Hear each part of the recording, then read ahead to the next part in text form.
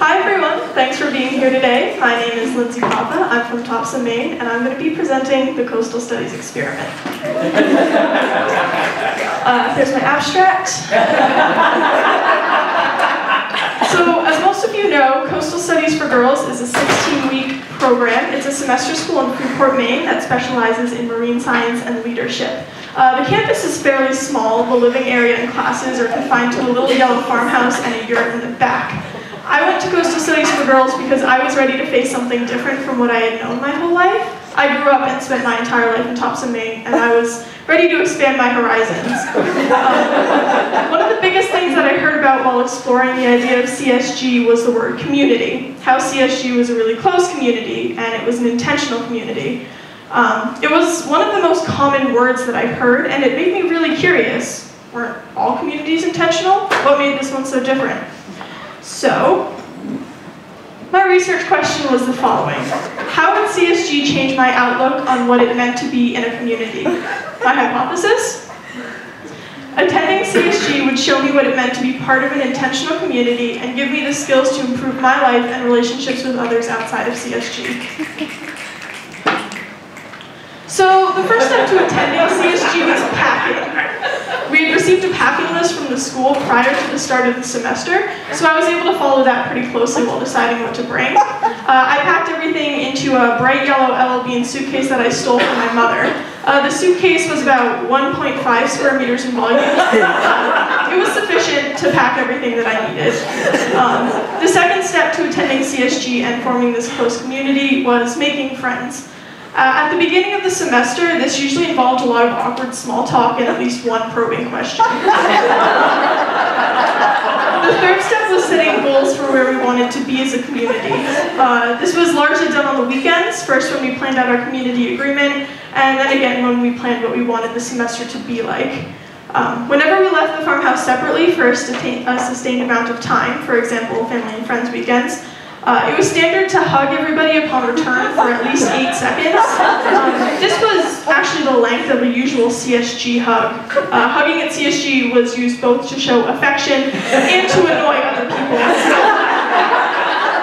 When annoyed with people, most of us usually swallowed it down the first few times, and then we would make at least one passive-aggressive comment before finally confronting the person directly and occasionally vomping it out. Vomping is a conflict resolution strategy we learned in leadership class that stands for V, voicing what you have to say, O, owning up to something about yourself, M, empathy, taking a moment to walk in their shoes, and P, planning a solution. Sometimes these conflicts arose during our nightly closing circles, and other times we had to call community check-ins to get together and work it out as a group. Occasionally, it was even necessary to call a council so everyone could gather and express their opinions. Another thing we did to build community at CSG was occasionally, yet respectfully, completely disregarding each other's personal space. There were always at least 3 bodily function announcements at dinner, and usually 1 or 2 at closing circles. It was normal to enter the bunk room and find at least 1 person lounging around on your bed. Whenever we left the campus as a group, we had some trouble blending in due to the level of closeness that we have with each other. It was important to try to remember to keep our voices down and try not to cause too much of a disturbance. We always received 1 or 2 strange glances, but we could gather up to 13 in largely populated areas. It was also important to have conversations with the teachers and the staff that were not about schoolwork. Everyone in the farmhouse had at least 1, if not more, deep talks with Gail in the kitchen, and many conversations with Anne, Liz, and Kate when they stayed after to help during prep time. The results of my experience were overwhelmingly positive. One of the most interesting things to track in terms of the functionality of our community was the mood of the farmhouse throughout the entire process. As you can see, I graphed this mood on a completely made-up scale from 0 to 10, 0 being a very bad mood and 10 being a really good mood.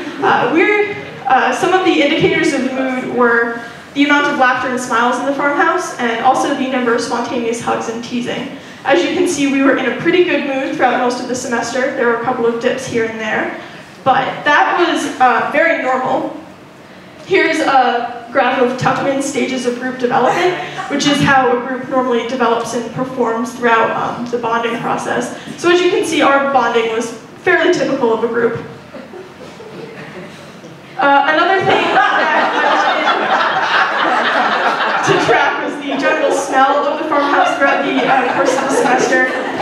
Surprisingly, flatulence was a large part of our bonding process. So I thought it was only right to include it. As you can see, this is also graphed on a completely made-up scale from 0 to 10, except this time 0 is no smell and 10 is fairly unbearable. As you can see from this graph, we had a bit of a break from it during week 8 when we were at coastal expedition, but right afterwards it shot up.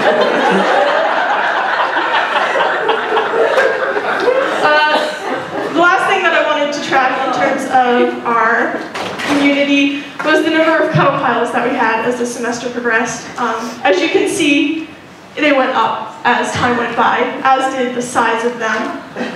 There's a slight anomaly in the size on week 8, which was the week that we were on the Gold Coast, because that was the week that we had closing circle on the Gold Coast and we were all lying together looking at the stars. There's also a slight anomaly in week 3 of the number of cuddle piles, because that was a really warm week and we couldn't help but tackle each other into the grass.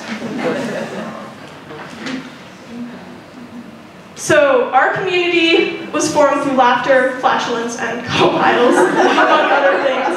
We bonded through deep talks and crying on each other's shoulders. We acted like crazy people, but according to Colleen Bumford of the Little Yellow Farmhouse, the more you throw yourself into it, the more fun you're going to have. The data that I collected over the course of my semester did support my hypothesis that CSG would show me what it meant to be part of an intentional community and give me the skills to improve my relationships with others outside of CSG. Being part of an intentional community that was as close as this one meant that everyone was interested in what you had to say. They wanted to hear about what you were doing and what you were thinking, and they wanted to spend time with you. I know more about how the people around me think because I know more about how I think, and I can apply this knowledge to my relationships at home. As the data shows, our community bonded quickly, though the increasing number of cuddle piles could also be due to the fact that the weather got increasingly colder and penguin huddles were needed to stay warm. I think it's important to mention that this experiment has been done many times before. This is the 10th time to be exact. And the really interesting thing is the results to the methods to forming the community were different every time, but the results were usually the same. In the future, I would be interested in joining the Interact Club at my school to help improve my community and meet others who are interested in doing the same thing. I want to carry with me the traditions of solo, of having a specific space to reflect. I want to continue to expand my horizons and take hold of every experience that I'm interested in pursuing. I want to commit to the goals that I make for myself. I will not be afraid to share my opinion, even if it is an unpopular one, and I will be confident in my ideas and my work. Oh, there's my works cited page. I want to thank everyone for being here today. I want to thank my parents for being so caring and supporting me in everything I do. I would like to thank the CSG staff for welcoming me into this small community with open arms and helping me feel like I belong. I would like to thank my teachers for being constantly supportive and always interested. I want to thank the RAs for everything they have done to help build this community and keep it going. And lastly, I would like to thank my lovely 14 CSG sisters. Getting to know each and every one of you has been an amazing experience, and I love you all so very, very much. Hold on a second, I'm not